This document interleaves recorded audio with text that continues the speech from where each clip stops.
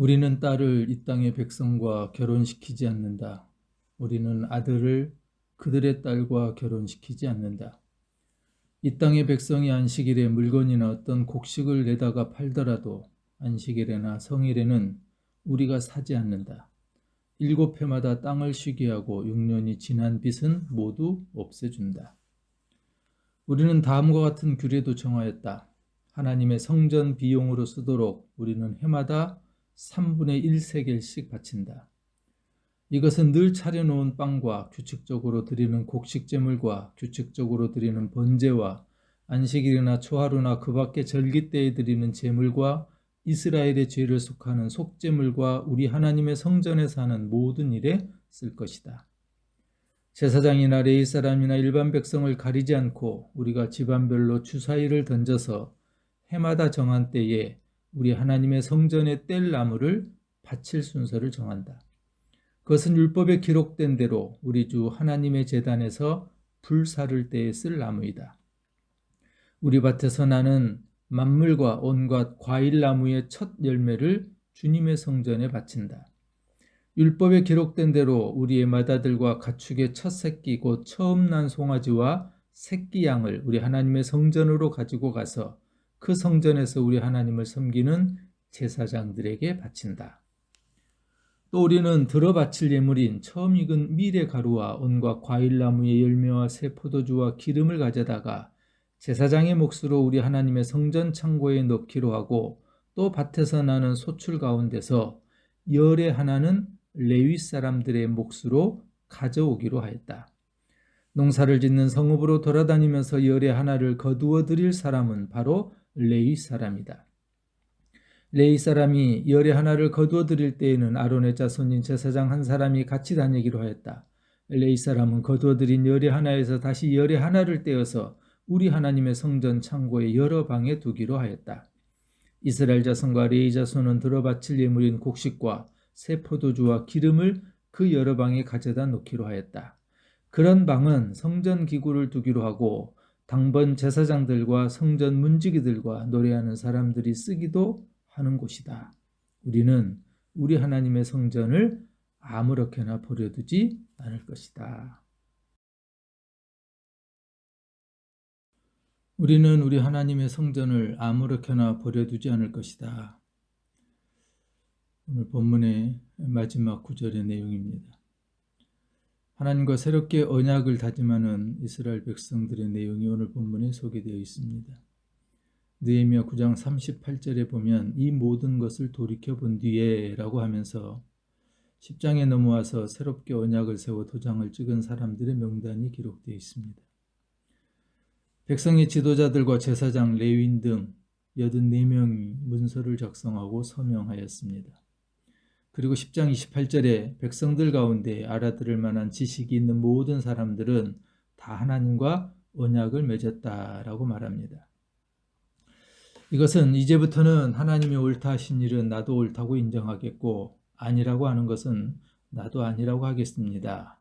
내가 하나님 편에 서서 살겠습니다 라고 하는 다짐입니다. 과거의 지은 죄를 고백하고 정리할 뿐만 아니라 앞으로는 하나님 편에 살겠다라고 하는 것이 오늘 이스라엘 백성들의 다짐이며 약속입니다. 오늘 본문을 들여다보면 이 약속은 우리들에게도 그대로 적용되는 것이라 할 수 있습니다. 느헤미야 10장에 새롭게 약속을 서약한 이스라엘 백성들이 하나님과 맺은 이 약속들을 크게 4가지로 구분해서 살펴보고자 합니다. 첫 번째 언약은 이방인과 결혼하지 않겠다라는 겁니다.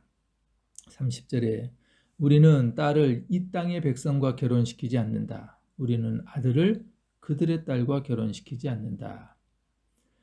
백성들은 딸을 이방인에게 주지 아니하고 며느리로도 데려오지 않겠다고 합니다. 이것은 우상 신들을 결코 받아들이지 않겠다고 하는 맹세를 의미합니다. 왜 이방의 딸들이 들어오면 안 되는 것일까요? 이방 여자들은 우상을 가지고 있습니다. 그래서 이방의 딸과 결혼하면 우상이 같이 들어오기 때문에 이방의 딸을 며느리로 삼지 않겠다는 것입니다. 이는 이스라엘 공동체의 믿음의 수준을 높이겠다는 것이며 신앙을 지키겠다는 약속입니다. 하나님의 가정에 믿음을 해치는 일은 결코 하지 않겠다는 다짐이었습니다. 구약에서 이방인과의 결혼은 이방 종교와 연합하는 것을 의미하였기 때문입니다. 이것은 영적 순결을 잃는 것을 말합니다. 바알신, 아스다롯, 그리고 몰렉이 그랬습니다. 특히 몰렉은 자신들의 자녀를 신에게 살아있는 번제로 드릴 정도로 부패했었습니다. 도장을 찍어 맹세하고 있는 이스라엘 백성들이 다른 중요한 것들이 많이 있음에도 불구하고 왜 첫 번째로 결혼에 대한 맹세, 이 우상 숭배의 문제를 약속했을까요? 이것은 자신들의 조상들에게서 얻은 뼈아픈 역사적 교훈이 있었기 때문입니다. 백성들은 바벨론 포로에서 돌아와 무너진 성전을 다시 세우고 불타버린 성벽을 다시 쌓았습니다. 에스라, 느헤미야, 에스더, 학개, 스가랴는 바로 이 포로 귀환의 이야기를 다루고 있습니다.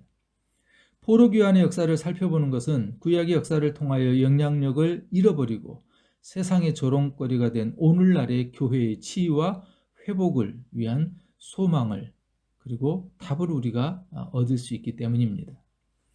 그런데 이스라엘이 바벨론 포로에 잡혀가게 된 가장 중요한 원인이 영적 혼합주의였다는 겁니다.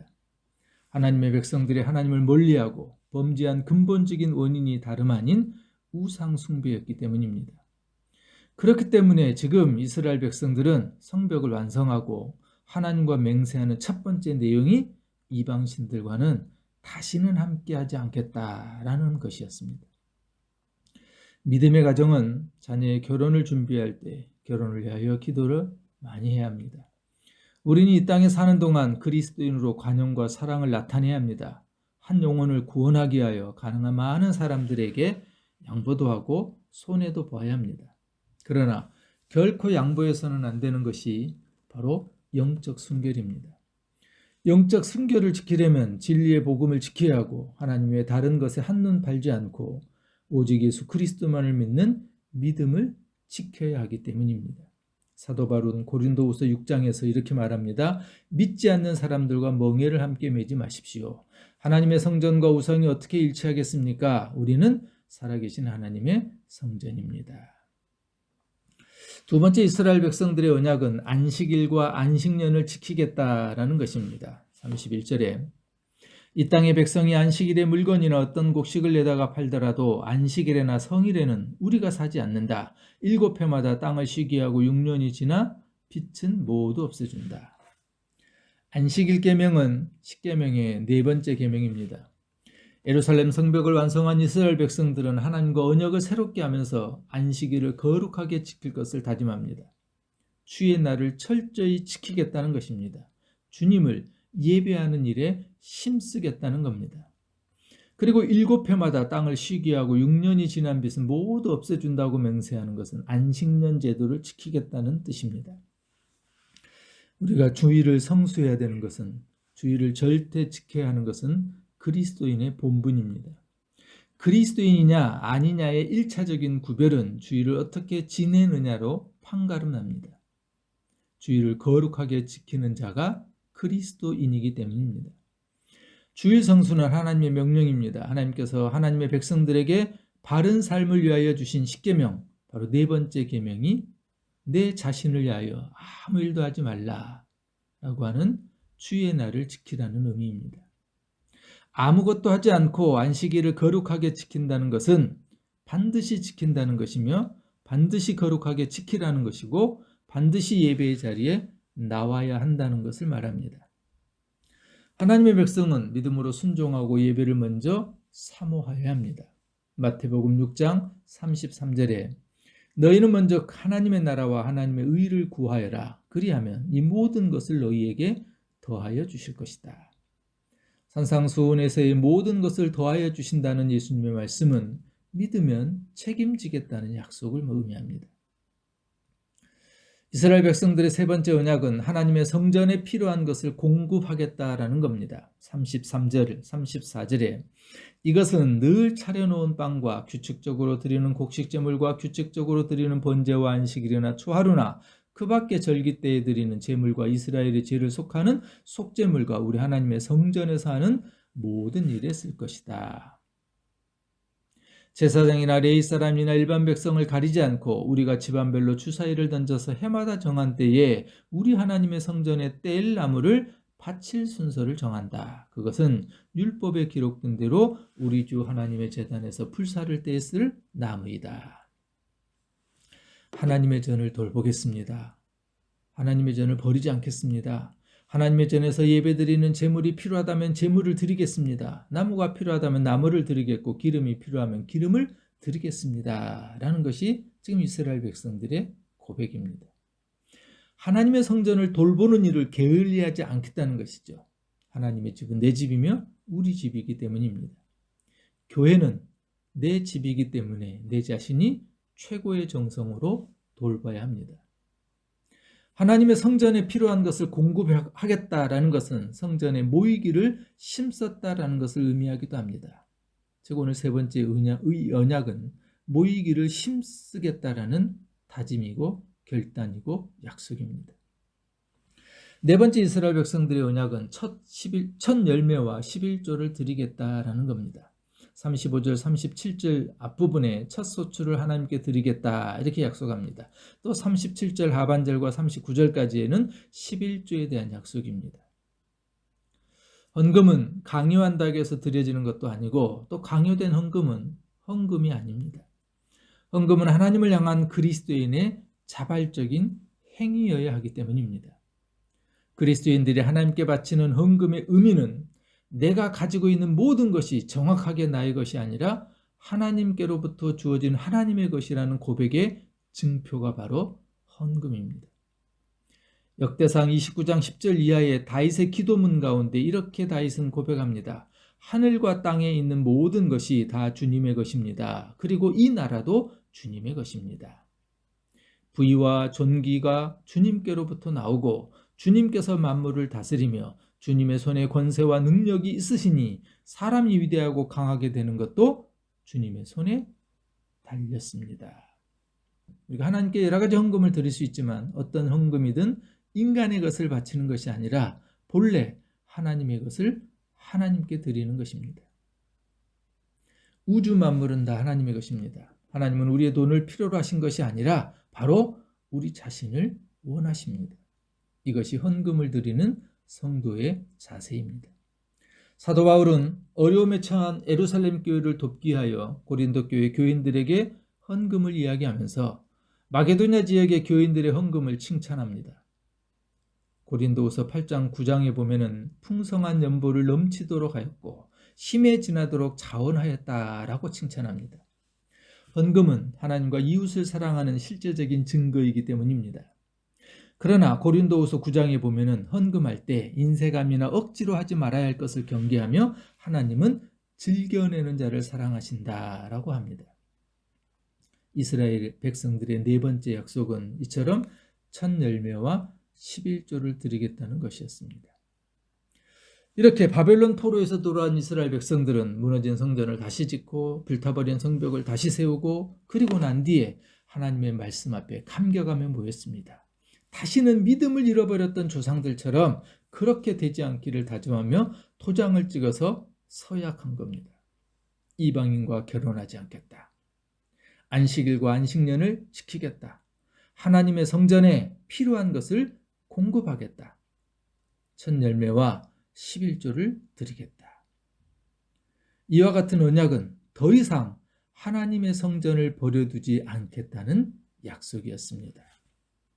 오늘 본문의 39절 하반절에 우리는 우리 하나님의 성전을 아무렇게나 버려두지 않을 것이다. 백성들의 마지막 약속은 성전을 버려두지 않겠다는 약속입니다. 주의 몸된 교회를 사랑하는 것이 예수 그리스도를 사랑하는 것입니다. 온 마음과 관심을 가지고 주의 몸된 지체들이 모이는 이 거룩한 장소를 기억하고 돌봐야 합니다. 이것은 예수 그리스도의 몸된 교회를 사랑하는 것이기 때문입니다. 히브리서에서도 사도는 이렇게 강조합니다. 어떤 사람들의 습관처럼 우리는 모이는 것을 그만하지 말고 서로 격려하여 그날이 가까워오는 것을 볼수록 더욱 힘써 모입시다. 우리는 우리 하나님의 성전을 아무렇게나 버려두지 않을 것이다. 더 이상 하나님의 성전을 아무렇게나 버려두지 않아야 합니다.